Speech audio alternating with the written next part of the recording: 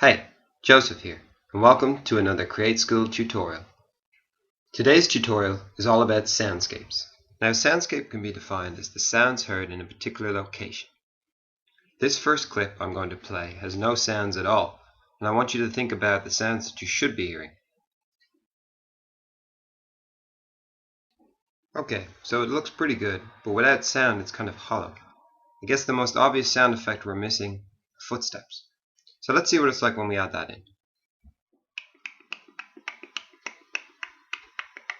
Okay, so it's definitely an improvement, but now we need to hear sounds from the location. First, take a look at where you are. It's a street.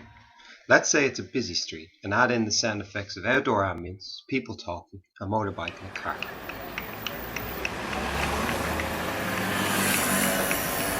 Now it not only looks like a busy street, but sounds like one too.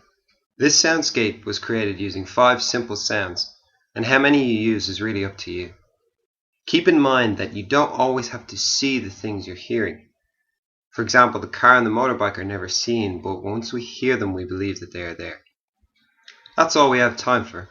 Thank you for watching another Createschool tutorial.